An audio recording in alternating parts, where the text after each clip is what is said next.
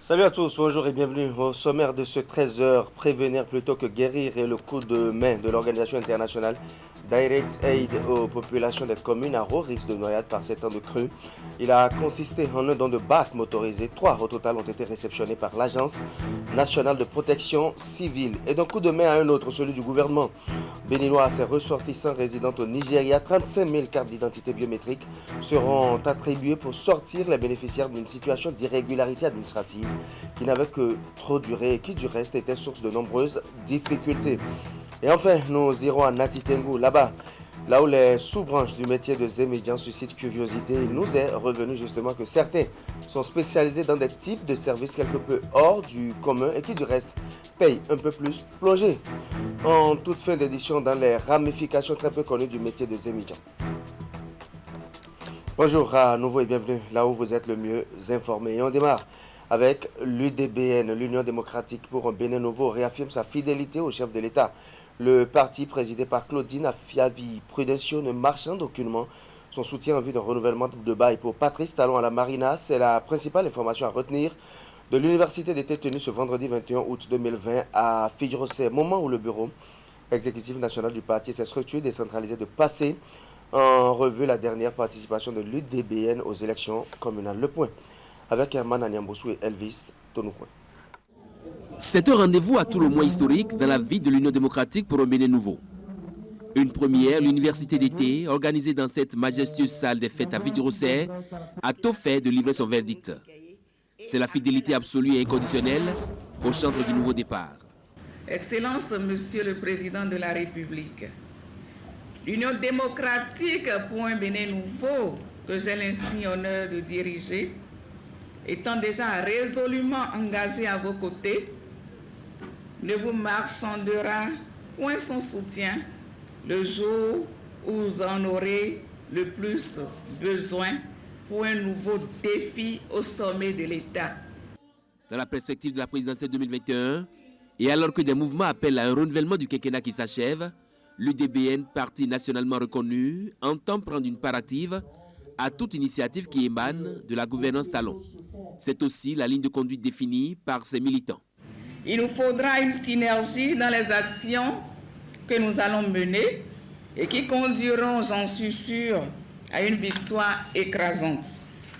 Mes chers camarades, les mois à venir seront donc déterminants, non seulement pour les partis politiques dont le nôtre, mais aussi et surtout pour la nation tout entière. Nous devons encore répondre présent à cet important appel de l'histoire à travers nos réflexions dans cette université d'été. L'université d'été s'est contentée d'une frange de délégués des coordinations et des structures déconcentrées du parti. Contexte sanitaire oblige. Une matinée d'échange, de partage d'expériences et de discussions nourries. Le moment était également propice pour poser le diagnostic de la participation de l'UDBN aux dernières élections communales et municipales. On ne faisait pas la langue de bois, mais nous allons faire en sorte que notre voix puisse porter. Et la voix a véritablement porté. Même si nous avons ce pourcentage aujourd'hui, m'a-t-on dit, notre voix a véritablement porté. Si la barre des 10% exigée pour être éligible à la répartition des sièges a eu raison de la bataille menée par les militants de l'UDBN, tout ne saurait être cependant peint en noir, ont admis l'essentiel des communications. Il suffira de tirer les enseignements nécessaires pour construire un avenir radieux à l'UDBN. Mais pour vous dire rapidement que cette phrase nous invite à un engagement, à l'action et non à la passivité. Le diagnostic est ainsi posé, de nouveaux défis pointent à l'horizon pour l'UDBN.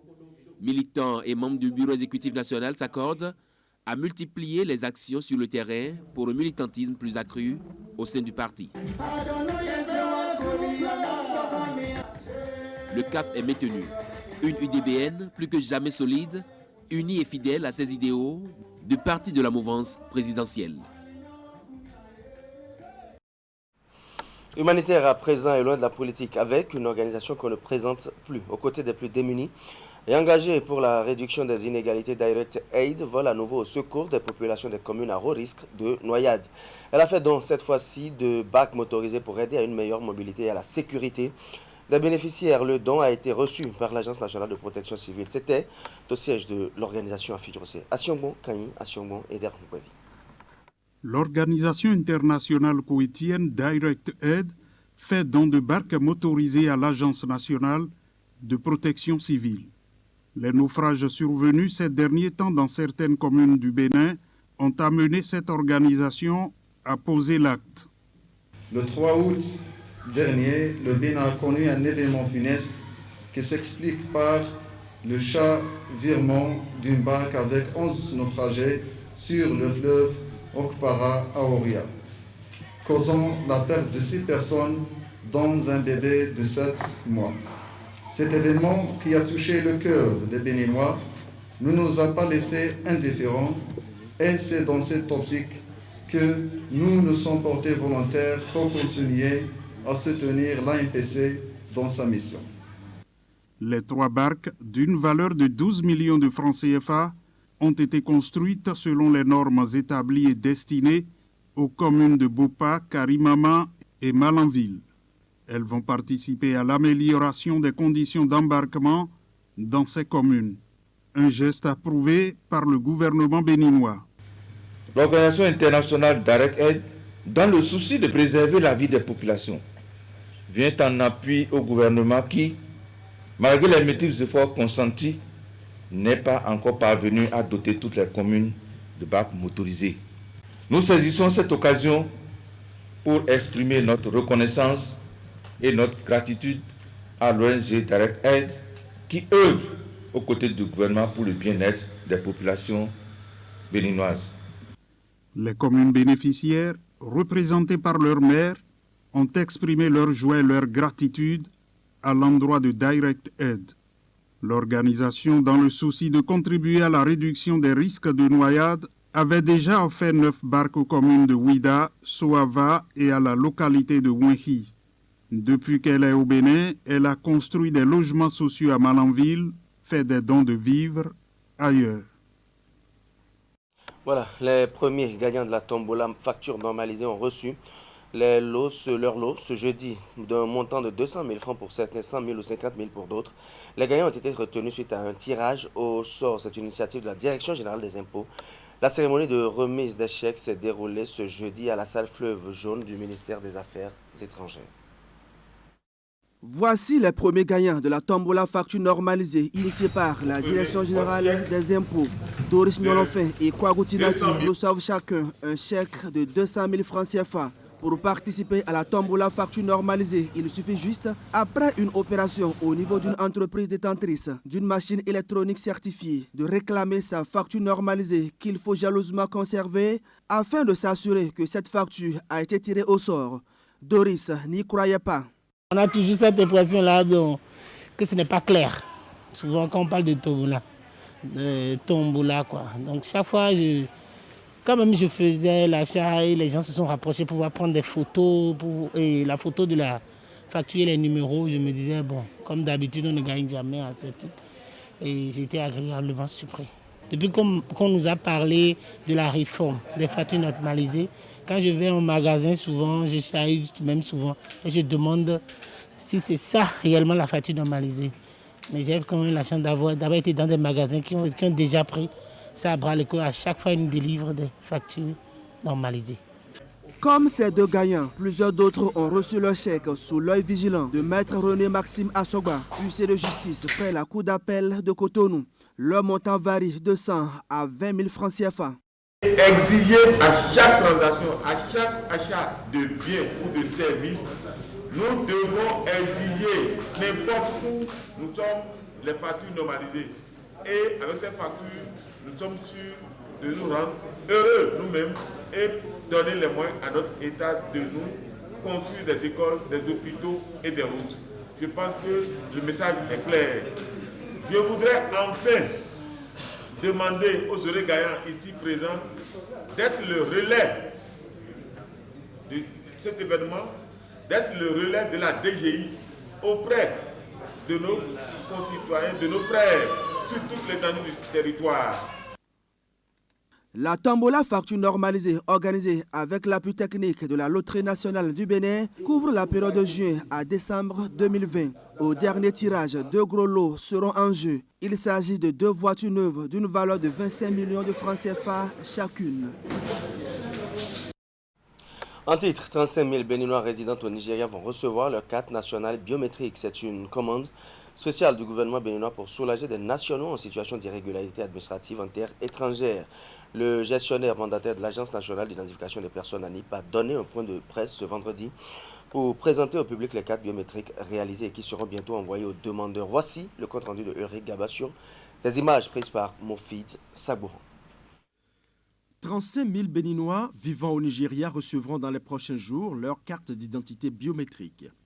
Les cartes sont déjà réalisées et seront très bientôt acheminées vers le voisin de l'Est pour permettre aux Béninois enrôlés de pouvoir désormais justifier leur nationalité et leur identité. Qu'ils vous souviennent qu'en octobre 2019, nos compatriotes vivant au Nigeria avaient été soumis à une dure épreuve. Les autorités nigérianes ont exigé qu'ils aient tout au moins la carte nationale d'identité biométrique conformément aux recommandations de la CEDEAO. Sinon, dans leur prescription générale, elles ont exigé, les autorités nigérianes, que les étrangers sur le sol nigérian soient détenteurs d'un passeport. Et 35 000 Béninois vivant au Nigeria avaient été recensés. Les demandes de cartes biométriques ont été formalisées et je voudrais même profiter de dire tous ces 35 000 Béninois vivant au Nigeria qui ont participé à l'identification biométrique seront bénéficiaires de l'acte de naissance sécurisé. Ça a été également une décision du gouvernement et les 35 000 actes de naissance sont produits en leur faveur. Face à la pandémie liée au Covid-19, l'ANIP et le ministère des Affaires étrangères réfléchissent à la meilleure formule pour distribuer ces cartes en terre étrangère sans risque d'infection. Le gestionnaire mandataire assure cependant que les autorités béninoises mettront tout en œuvre pour que chacune de ces cartes établies parvienne aux propriétaires. Déjà, les responsables des communautés béninoises vivant au Nigeria sont contactés et nous sommes en discussion avec eux pour qu'ils aient des points focaux pour aider à la distribution. Mais le contexte du Nigeria n'est pas le contexte du Bénin. Vous pouvez choisir des points focaux qui seront à la base des problèmes les plus compliqués que nous aurons à gérer. Parce qu'on ne s'amuse pas à remettre la carte biométrique du citoyen à n'importe qui s'il n'a pas demandé de remettre à telle personne pour lui. C'est du service public qui doit répondre à certaines normes. C'est pourquoi nous n'avons pas voulu faire de la précipitation. Nous avons voulu avoir de la méthode. Et le but recherché, c'est l'efficacité dans l'action publique. Grâce aux efforts conjugués de toutes les parties prenantes, 35 000 Béninois sans pièce d'identité peuvent désormais valablement prouver leur nationalité aux autorités nigérianes. Occasion pour le gestionnaire mandataire de l'ANIP de rappeler à tous ses compatriotes que le processus de la carte nationale biométrique amorcé par le gouvernement est irréversible. Les jours de l'ancienne carte nationale d'identité sont désormais comptés. Chaque Béninois doit donc se rendre à l'hôtel de ville de sa commune pour se faire établir un acte de naissance sécurisé, un certificat d'identification personnelle et enfin la carte nationale biométrique. Voilà, et maintenant décentralisation et solutions pour une gestion plus saine des ressources allouées aux collectivités à la base. Le gouvernement du Bénin sort un joker, c'est le code de l'éthique et de déontologie des élus communaux, municipaux et locaux. Le document apparaît comme le moyen par lequel l'État central pourrait avoir un meilleur regard sur la gouvernance à la base. Reportage. Voici le document qui vient révolutionner la pratique de la gouvernance dans les communes du Bénin. Le Code de l'éthique et de déontologie des élus communaux, municipaux et locaux du Bénin, un outil conçu pour accompagner les acteurs de développement à la base dans leur prise de décision et dans la gestion des ressources de la commune. La mise en œuvre de ce document participera de la transparence des finances publiques au Bénin que je souhaite aux participants une bonne appropriation et plein succès aux travaux. Nos élus locaux doivent être mus par le relèvement des défis que sont la rationalité dans la gestion des ressources publiques afin d'impacter la qualité de vie des populations qu'ils dirigent. Fruit d'un long processus, le Code de l'éthique et de déontologie se veut le guide pratique de tous les élus communaux, municipaux et locaux. Grâce à ce précieux document, plusieurs déviances autrefois observées dans la gouvernance au niveau des communes peuvent être désormais évitées. Le regard que portent nos populations sur leurs élus durant les 3 derniers mandats n'est pas toujours bienveillant du fait de graves dysfonctionnements qui affectent la qualité de la gouvernance locale.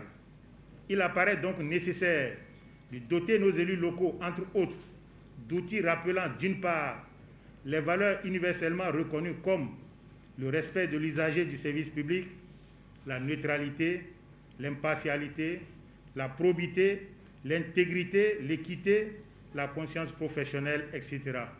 Et d'autre part, les devoirs qui leur sont exigibles depuis leur installation jusqu'à la fin de leur mandat.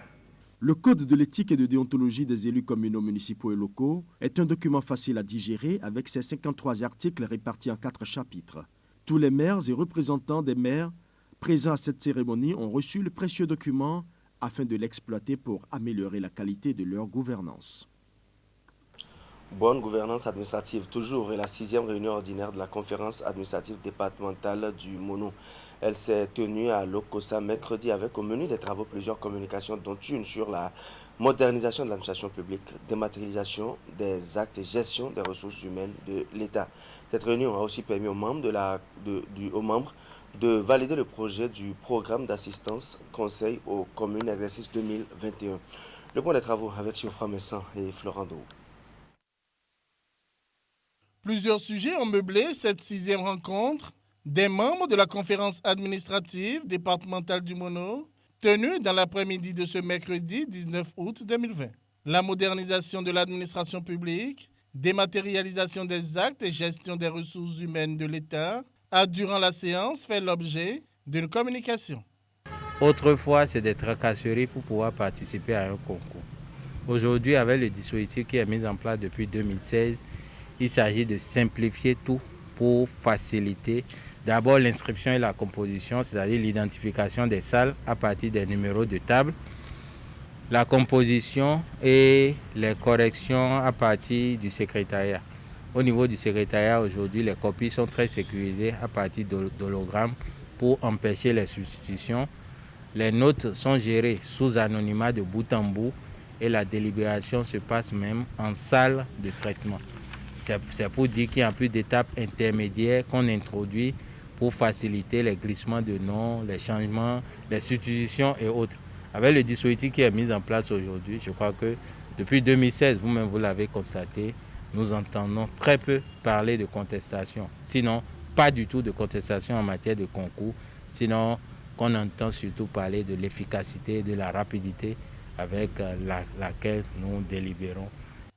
Le projet du programme d'assistance conseil aux communes, exercice 2021, ainsi que la coordination des services déconcentrés de l'État ont aussi fait l'objet d'une communication. L'adoption de ces documents a été suivie par des divers qui ont permis d'aborder les performances du département aux différents examens que sont le CEP, le BEPC et le Bac 2020. En termes de rang au niveau national, par rapport à l'année dernière, c'est le statu quo. Ça n'a pas évolué outre mesure. Mais nous avons une petite consolation que le meilleur au CEP cette année est sorti de notre département. On pourra faire mieux si les communes, les parents d'élèves et la préfecture nous aident à maintenir les apprenants en classe.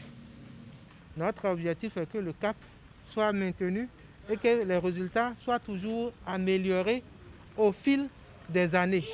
Sur 11 634 candidats présentés au CEP, le Mono a eu un taux de réussite de 77,85%, occupant ainsi la 9e place au plan national. Avec un taux de réussite de 54,16%, par contre, le mono est classé au premier rang du BEPC. Le taux de réussite au bac 2020 dans le mono est de 53,80%, ce qui le place en 3e position au plan national. Lokossa, on y reste, mais cette fois-ci avec l'UGPB, l'Union des garagistes professionnels du Bénin, a organisé une formation professionnelle au profit des garagistes. C'était au garage communal de la ville. Démarré lundi, la formation s'est achevée ce jeudi sur une note de satisfaction du directeur de cabinet du ministre de l'Enseignement secondaire technique et de la formation professionnelle, entre autres. Le point avec Geoffroy Messin et Florent Dou. C'est la fin des cours de renforcement de capacité pour ces mécaniciens autogaragistes. Venus des 12 départements du Bénin, ils viennent de suivre pendant 4 jours des cours dans l'enceinte du garage communal de Lokossa, dans le département du Mono. La formation a été organisée par l'Union des garagistes professionnels du Bénin, UGPB. Nous avions divisé le groupe en trois catégories. Il y a le groupe A qui est ici. Après avoir fini la théorie, ils vont en atelier moteur et c'est après l'atelier moteur maintenant qu'ils vont sur le terrain. Pour une dernière journée de formation, ils ont reçu ce jeudi 20 août 2020 la visite du directeur de cabinet, du ministre de l'Enseignement secondaire technique et de la formation professionnelle. Il est venu leur apporter le soutien de son patron et du gouvernement. Ici, Excellence Monsieur le DC, je puis vous dire que nous avons de la matière. Nous avons acquis de la connaissance. L'année passée, c'était l'éminent professeur Joly Jérémy qui était venu de la Vendée pour venir nous former. Il a d'abord mis en place la formation des formateurs et il a essayé quand même de donner la connaissance nécessaire à un certain nombre de garagistes qui aujourd'hui, en son absence, ont pris quand même les taureaux par les cornes et ont formé nos collègues qui sont venus de tous les départements. La formation a été théorique et pratique. Elle a porté sur les techniques de l'utilisation de l'outil scanner, la maîtrise de la distribution du temps moteur, la constitution du moteur, la lubrification et le système de refroidissement. Elle a été sanctionnée par une évaluation et une remise d'attestation. Votre président a dit ceci: nous faisons dépenser inutilement les propriétaires de véhicules par ignorance professionnelle. Il est important de le retenir pour changer de mentalité, pour changer de technique, pour changer de monde. Parce que nous ne pouvons pas réparer les véhicules d'aujourd'hui avec les outils d'hier. J'ai l'entière conviction que vous partirez d'ici avec une conscience professionnelle plus aiguë. Je vous renvoie donc à vos activités pour plus de dextérité, pour plus de mécanisme, pour plus de génie, afin de faire des propriétaires plus heureux. Cette formation organisée à l'intention des garagistes du Bénin par l'UGPB au niveau du garage central de Lokossa est à sa 2e édition. Le garage communal de Lokossa est le fruit du partenariat entre la Vendée en France et la mairie de Lokossa. Juste avant de fermer cette édition, parlons de Zémidjan. Eh bien, qu'en savez-vous? Ou alors, aviez-vous le sentiment de tout savoir? Et peut-être que non. Tenez par exemple, il y a des contrats pour ZEM, des ZEM fonctionnaires. Ce contrat est payé mensuellement. Et mieux, il y a des ZEM spécialisés connus pour rendre des services particuliers en vue de déplacements quelque peu coquins. Zémidjan et plus encore, je vous laisse découvrir que c'est avec Régis Hippolyte Agossou et Abdou Sahabi Idrissou.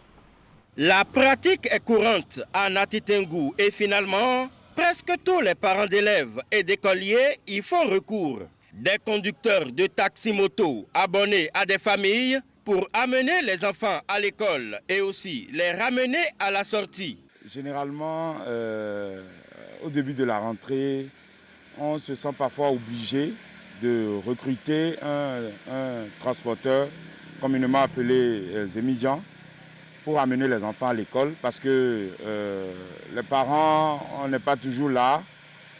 Parfois, tu es occupé au service, tu oublies d'aller chercher l'enfant Donc pour éviter tout ça, on se sent obligé d'engager un étudiant pour assurer le transport des enfants. Bon, parfois, il y a les parents qui nous appellent pour nous proposer ce genre de métier. On ne refuse pas, on va, mais c'est une entente souvent. C'est donc des négociations qui varient selon les distances et surtout selon l'affinité entre les deux parties. C'est celui qu'on connaît, qu'on prend pour amener les enfants à l'école. Je me base beaucoup plus sur celui que je connais et pour mesure de sécurité, avant de faire un contrat avec lui, je fais des recherches, j'identifie sa maison, je connais ses parents et je lui fais signer un engagement à la police. Je prends toutes ces mesures de prudence-là, d'abord pour la sécurité de mes enfants et pour avoir le cœur un peu dégagé. Dans tout ceci, le prix varie d'un parent à un autre. Pour nous, notre maison n'est pas loin. Donc, à la fin du mois, on lui paye 6 000. Moi, je suis pratiquement à 600 francs par jour, fois les 5 jours de la semaine. Maintenant, ajouté à ça, moi, mes enfants vont au club de karaté les week-ends. Donc, pratiquement, ça me revient à 3 800, 4 000 la semaine. Si on calcule, des fois, ça peut nous donner du 8 000 à 20 000. Mais les parents, quand on les fait la somme, ils disent non. Compte tenu des connaissances, souvent, ils nous demandent souvent pardon et c'est comme ça on les réduit. On peut les amener ça à 10 000 comme 15 000. Des contrats qui n'aboutissent toujours pas à cause des mésententes liées à plusieurs facteurs. Vraiment, c'est un travail un peu compliqué. Tu dois toujours être aux côtés de son enfant. Donc, tu es même privé de faire tout ce que tu veux. À la fin du mois, c'est pour te payer encore, c'est un autre problème. On se dit encore, si tu as manqué une fois, donc elle va prélever. Nous sommes toi-même, tu es découragé. Tout ça, là, ça a laissé que moi-même, finalement, quand quelqu'un me propose ça, je dis non. Ce qui rapporte néanmoins à ces conducteurs de taxi-moto de Nati Tengou, ce sont les clients de la nuit. Un véritable commerce. Bon, dans la nuit, bon, c'est une heure qui est risquée d'abord pour nous. Mais dans la nuit, on gagne plus. Il y a une heure à partir de 23 heures, c'est de 200 à 300 jusqu'à 500 que nous on prend jusqu'à 1000 francs. Mais ça dépend. Si quelqu'un va te commander de l'hôtel, tu passes, il t'appelle. Ou bien dans la journée, tu l'avais pris, il prend ton numéro pour te mettre en mission dans la nuit d'aller chercher une personne pour l'amener. Bon, on le fait aussi. Là, le prix, on prend soit 1000 francs comme 500 aussi. Il te prend dans la journée. Mais après, tu te dis qu'il va t'appeler, tu vas venir à tel endroit pour me chercher. Ou soit tu vas, tu l'amènes, fini. C'est à lui maintenant de te donner un numéro, d'aller prendre la personne. Or, au même moment, ces gens-là sont souvent mariés et on les connaît souvent. On connaît leurs femmes. Des fois, c'est l'homme qu'on prend pour amener dans le belge. Maintenant, il nous envoie maintenant d'aller chercher une copine. Prendre la copine, on prend, on l'amène. Donc là, même si on dit n'importe quel prix, si lui-même il t'a reconnu d'abord, il te paye bien. Il peut te donner 2000 pour que tu gardes le secret. J'avais amené une fille à l'hôtel et elle m'a dit que de ne pas dire à son mari que je la vis ici. On s'était entendu sur 200 francs. Elle m'a remis 500 pour dire de ne plus parler de ça pour que son mari va oser gronder sur lui. De potentiels greniers à secret, ces conducteurs de taxi-moto de nuit en profitent aussi parfois pour se faire illicitement de l'argent. Il y a les gens qui viennent, comme les étrangers qu'on ne connaît, on ne se connaît pas. Tu le prends dans la journée, le soir il t'appelle, tu vas.